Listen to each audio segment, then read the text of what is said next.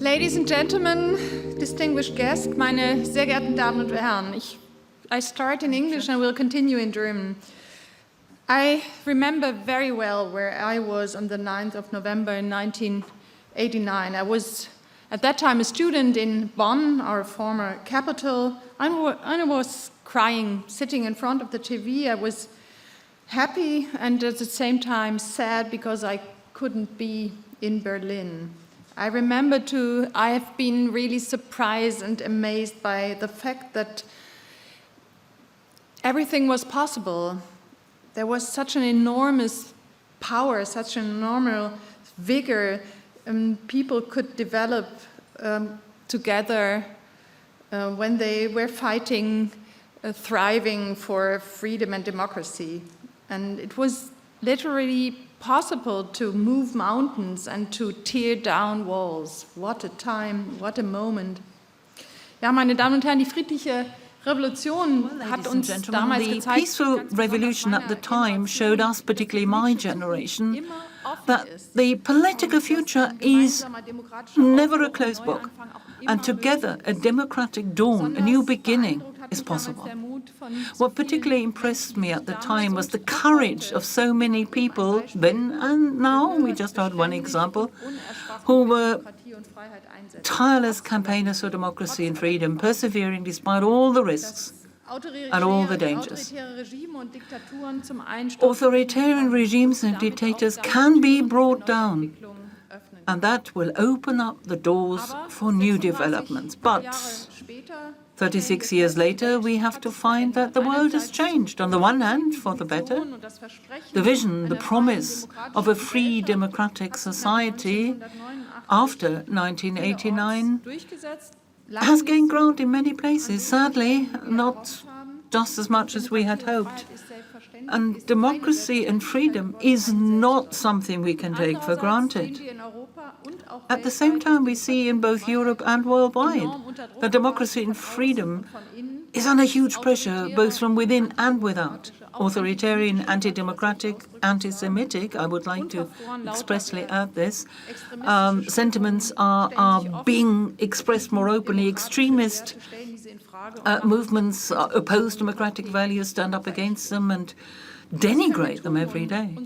So what can we do in order to defend, to strengthen our democratic society and their institutions? Authoritarian regimes can be seductive, as Anne Applebaum has also made clear. What can we do to oppose them? One of the answers is a clear one for me: education. Good education is the foundation of a democratic and free society. It is the central lever we need to strengthen democratic societies and make a society resilient against authoritarian attacks. And when I say education, I mean that in a fundamental and very comprehensive way. It starts with language, with the ability to participate in the political arena, to do something. And in order to do something, you have to have good knowledge of the language of the country you live in. And for Germany, it means it's very important that children learn to speak the German language even before they start school. They should be able to use the language as a springboard for their individual education needs. That's one of the central tenets that I represent as a Minister of Education in this government. But it's about more than language or knowledge. It's about empathy and respect. Respect also vis-à-vis people who think differently or live differently. This respect is something which we see in a variety of different ways. We need to understand the different points of views. We learn to put ourselves in the other person's shoes and to understand that, that person may be right.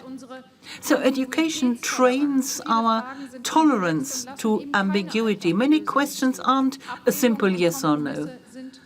Compromises, discussions are necessary, and to live with that is something we learn through education.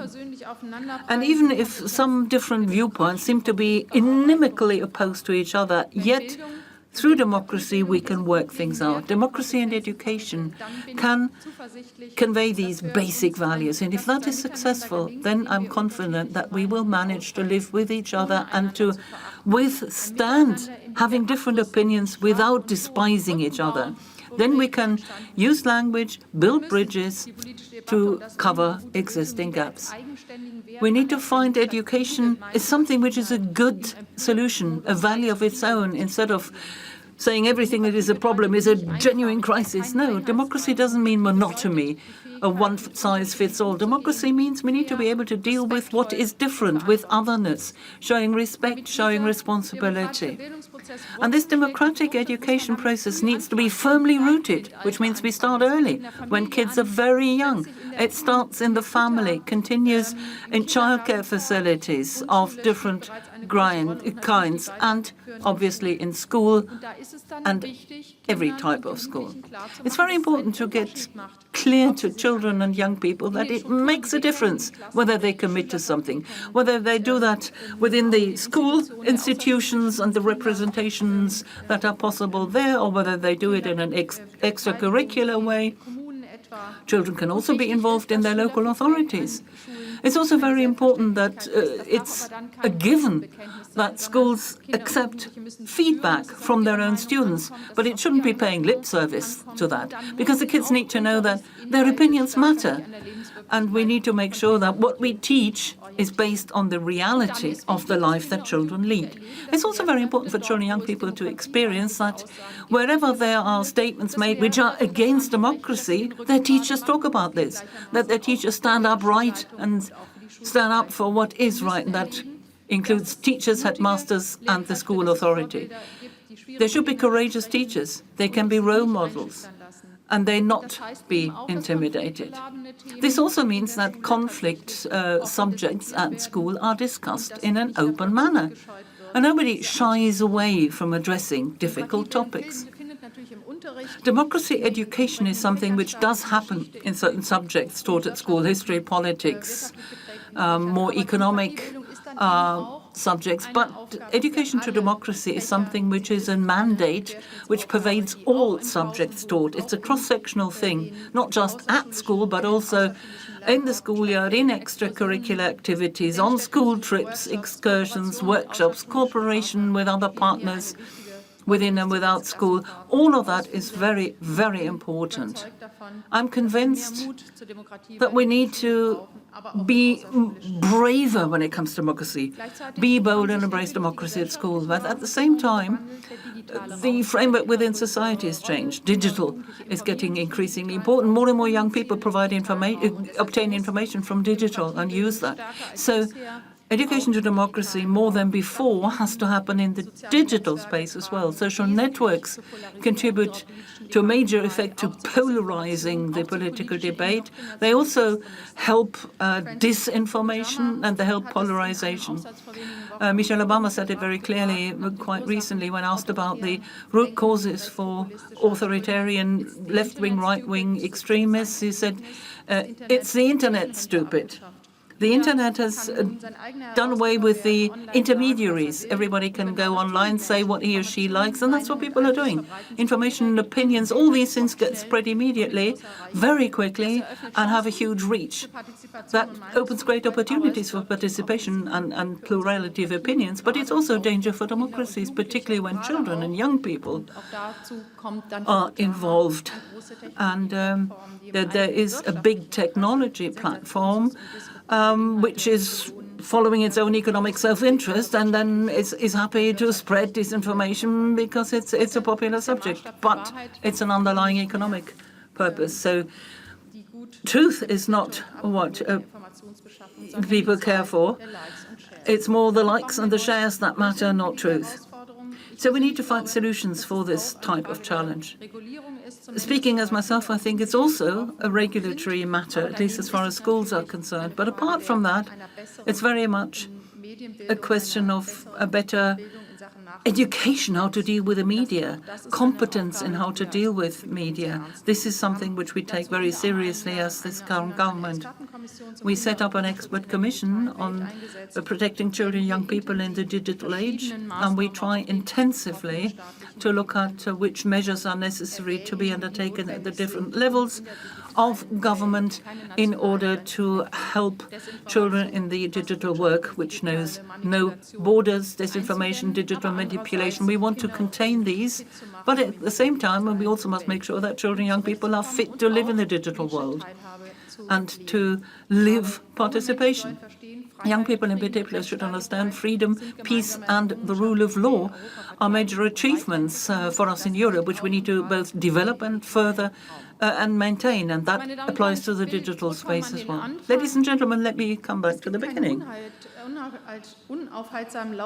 There is no inexorable path forward of history. What the future can be is something which the children's choir was asking. The future is open. It is up to us, including the children, the young people who are growing into an age of taking responsibility. It's up to them too. So let's take the courage and the optimism of the people who were demonstrating in Berlin and Leipzig in 1989. Let's take that as an example. They went out on the streets of freedom and democracy. Together, let us be inspired by this. And I think those who fight for democracy here and in the world, democracy, freedom, and are committed, let us help them in their fight. Thank you for your attention. Ganz herzlichen Dank, Frau Prien, für Ihre Ausführungen. Thank you very much. Thank you very much, Ms. Prien. Der frühkindlichen Demokratiebildung abgeschnitten auch gesagt, Kinder und Jugendliche müssen erfahren, dass ihre Stimme zählt. Wie sieht das denn konkret aus? Ist das eine Aussprache für eine weitere Absenkung des Wahlalters? Nee, das ist damit nicht zwangsläufig verbunden. Ich sprach ja über die Kita und da geht es, glaube ich, noch nicht um Wahlen, sondern da geht es um Beteiligung und Mitbestimmung.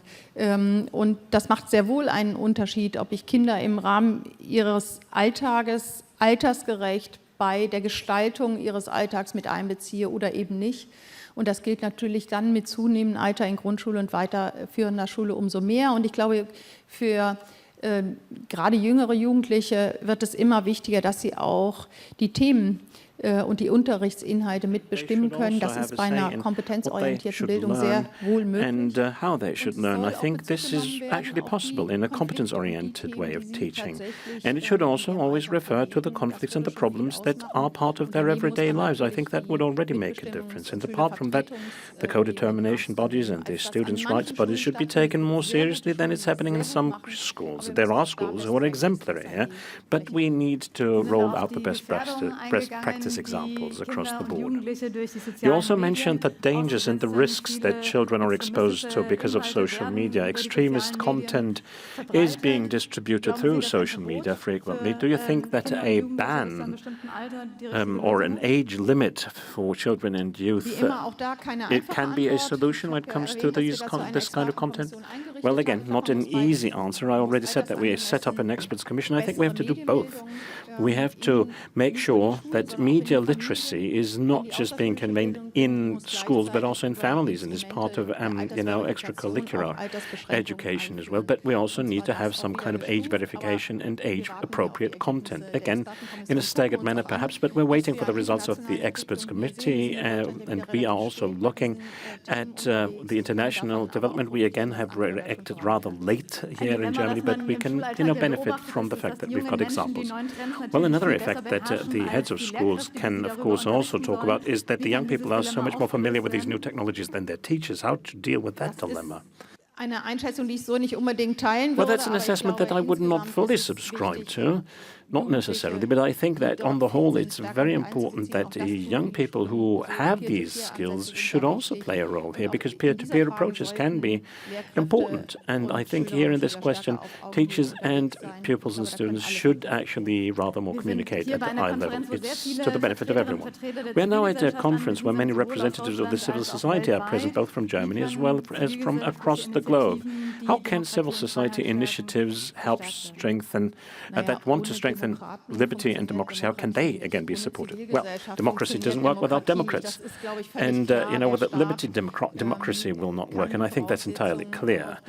The state cannot create the preconditions for its own existence. It's massively dependent on the people feeling like, showing some commitment and being engaged and changing and improving the country.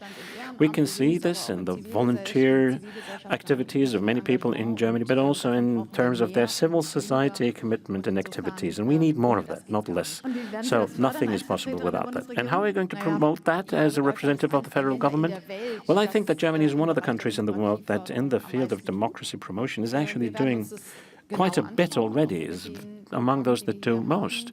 We will take a look at whether the programs that we have in place, not just the one that's called Living Democracy, but there's so many different programs across the different ministries where we reach out to young people and connect with young people, and especially in the field that I already mentioned, that is the promotion of democracy in the digital space. That is something that we will have a rather more close look at. We will also look at the effectiveness of these programs. It's taxpayers' monies that we're using here, but we will do our best to promote democracy and strengthen it. Thank you very much, Madam Minister.